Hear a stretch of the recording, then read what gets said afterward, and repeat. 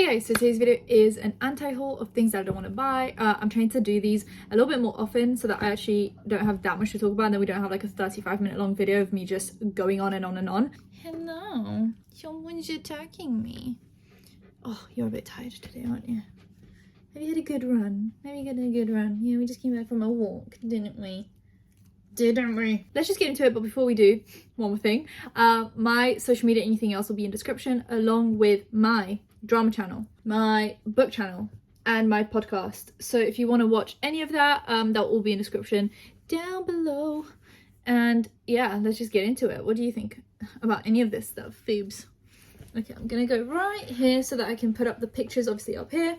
So we have this new Kylie collection. Obviously Kylie recently had a rebrand. She completely rebranded all of her makeup, obviously released some of her cult favorite products in this new formula. It's supposed to all be vegan, more clean, cruelty free still. I'm pretty sure they were cruelty free before, and just like apparently like an improved formula essentially. So in the old formula she had a collection with Kendall and all of the other sisters, and she decided to do a Kendall 2.0 collection in the new formula. So I'm assuming the other sisters are going to come into that at some point in time. So this is supposed to be like a pastel purple. They have the matching outfits on all the packaging. I'm glad there's just the outer packaging with them, and then I'm pretty sure the inside packaging doesn't have their faces on it. I feel like photographs, like a photo of your face on your packaging is always so weird to me, and it just kind of is a bit weird. Huda has a tendency of doing that as well, where she just puts like a picture of her face on a palette, and I'm like, okay, a drawing would be better, some kind of artistic, you know, whatever. But yeah, Kylie does the same thing sometimes, so she just puts herself on packaging. So I'm hoping that's just the outer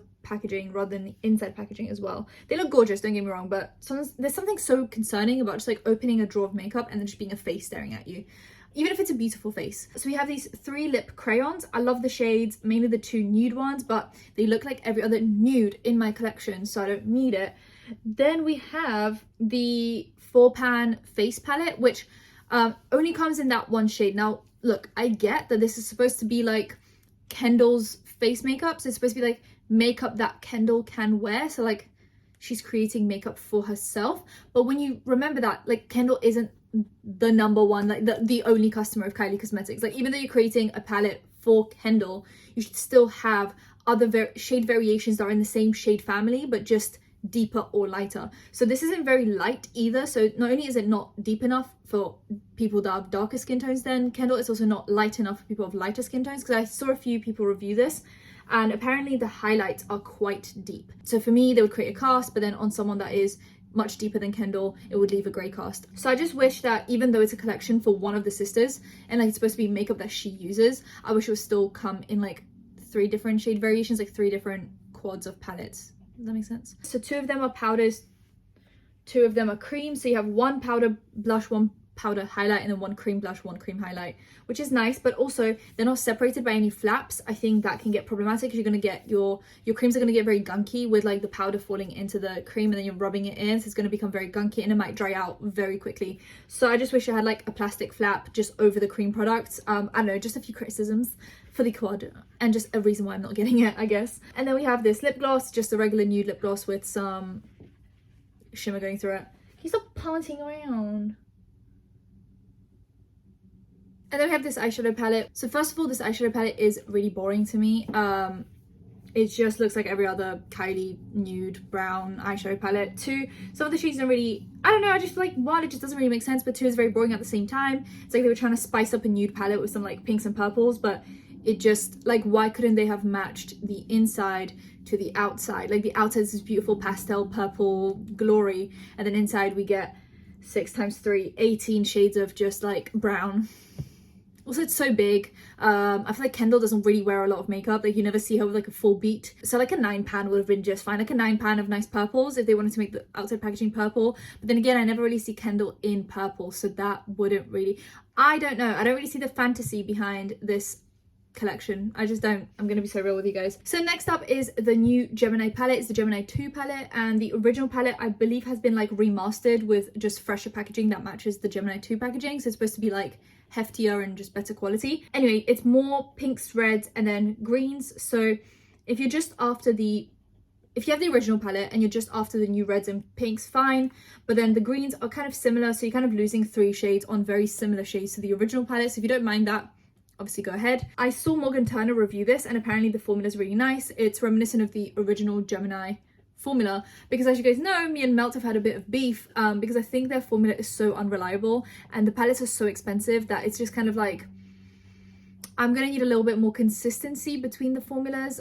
Like I've had the original Gemini, which is amazing, chef's kiss, beautiful, but then the Smoke Sessions was like some of the shimmery shades had hard pan, so it was a bit unusable. And then I bought the Mary Jane palette, which was awful. The mattes were stunning, however the shimmers were like 5 different formulas and only one of them was acceptable. It was crumbly, but then hard pan. There's just a lot going on with the Mary Jane palette. I kept it because it's expensive and the outer packaging is really nice, but other than that, I haven't used it since the original review. Anyway, I don't really need another Melt palette, and I also don't need pinks and reds. I feel like this is just not my aesthetic, my vibe. I think it's very deep, but this one looks like the original formula. So if you're after this kind of a color selection, then I guess the formula is consistent with this one. Then we have this Fenty palette, so they're doing 2 highlights and then 5 bronzes of different shades. This is supposed to be like a face palette but just bronzes and highlights. You have 1 lighter highlight, 1 deeper highlight, and then just 5 shades of bronzes from very light to very deep. Now, unless you're a makeup artist, this really does make sense to me. Also, I just don't believe that many people will be able to use all of these. Like even if you're trying to do it like a winter shades and summer shades, I just don't think there is that much of a discrepancy. At least for me, there isn't between seasons. I don't have that much of a discrepancy. I barely go up like 1 shade, so I just use the same bronzer, same blush, same foundation most of the time, so I just don't tan enough. So I feel like unless you're a makeup artist and like this is your favorite formula that you like to use on your clients, I just don't really see the point of buying this if you're just like a regular consumer. And if you're like, I'm just going to use it as eyeshadow, and what, you're not going to use that as eyeshadow, because I always said that to myself. I was like, I'm going to buy this face palette and I'm going to use these shades as eyeshadow, and I never do.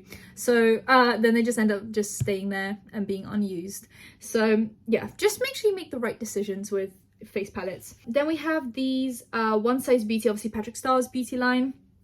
He just has different like highlight palettes, blush palettes, bronzer palettes, and they have like different formulas. So, but with this one, on the cream, they have a little plastic flap so that you know, the powder doesn't fall into the cream. I feel like anyone in the makeup realm knows that by now. So I'm just so confused as to why Kylie released a half powder, half cream palette and just decided to not separate them in any capacity, like as if the fallout isn't going to go into your creams and damage your product. I don't know. I just don't know how that has she not done research?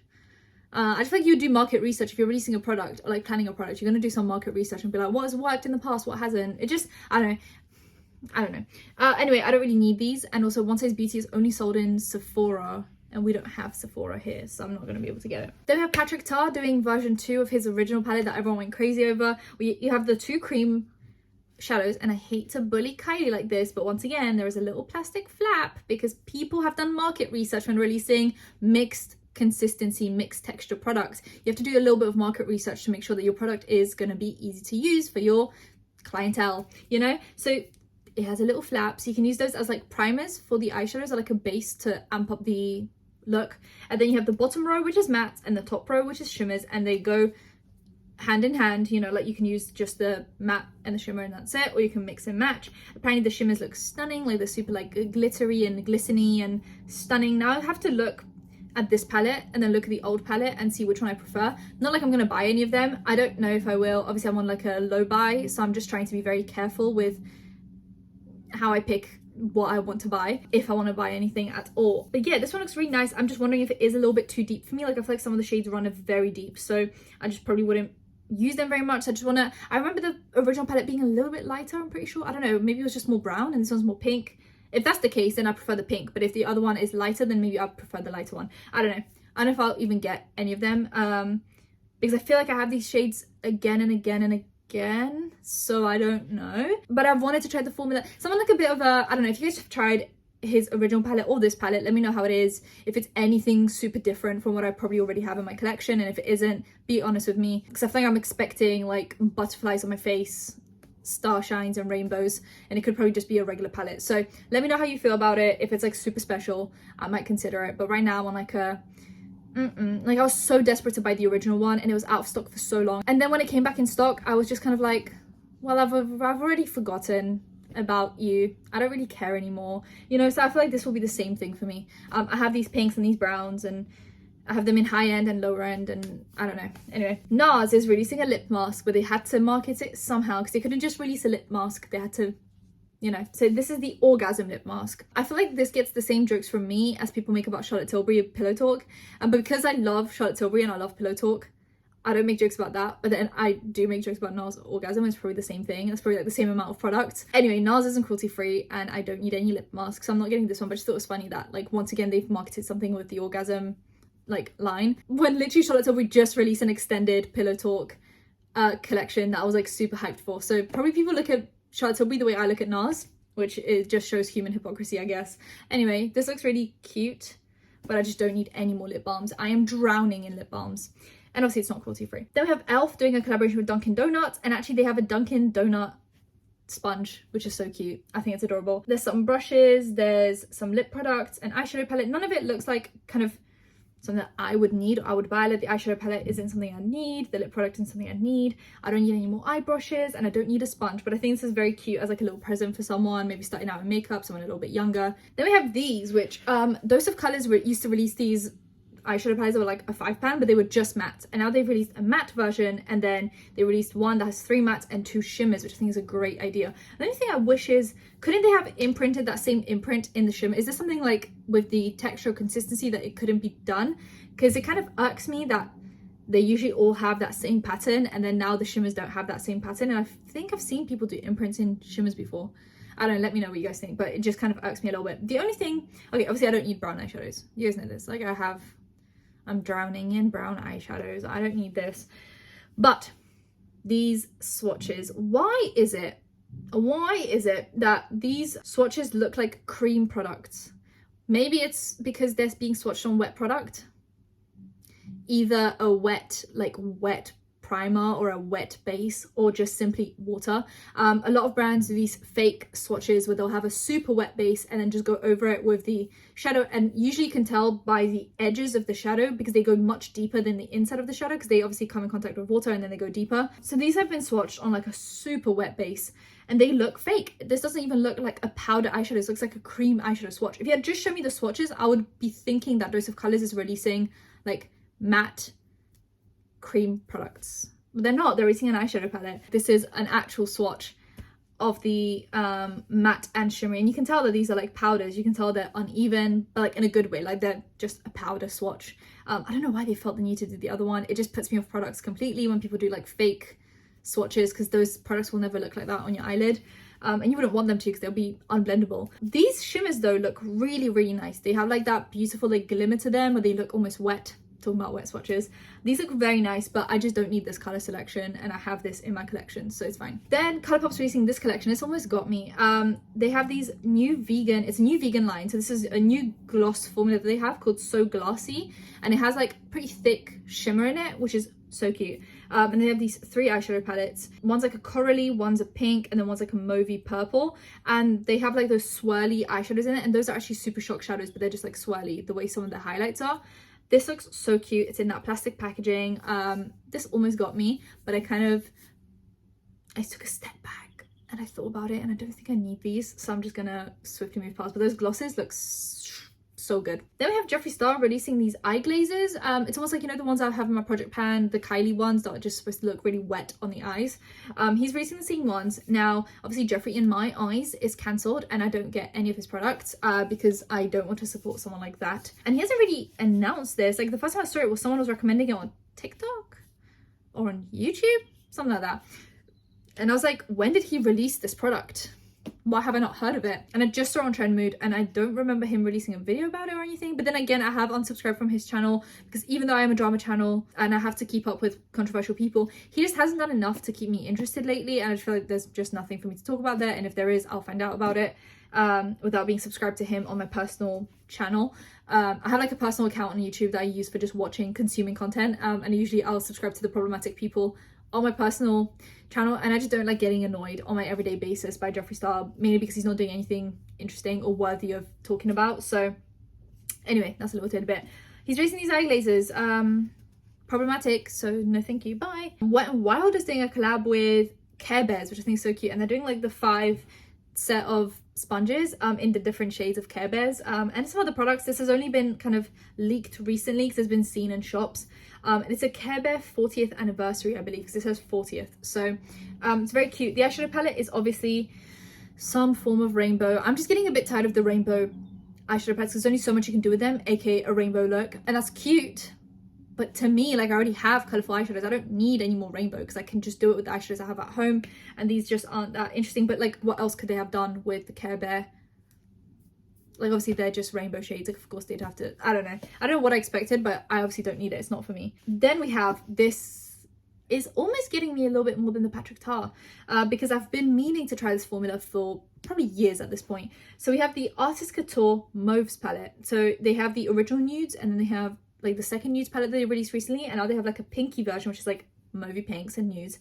And you guys know I love pink. I've wanted to try this formula for so long. I'm probably gonna try it because they used to sell Artist Couture on Beauty Bay, which is like a UK retailer, and now they only have like a select few products on there but no new releases. So I think you have to get it from the original website, and then that means probably customs and probably just like a whole lot of shipping and stuff.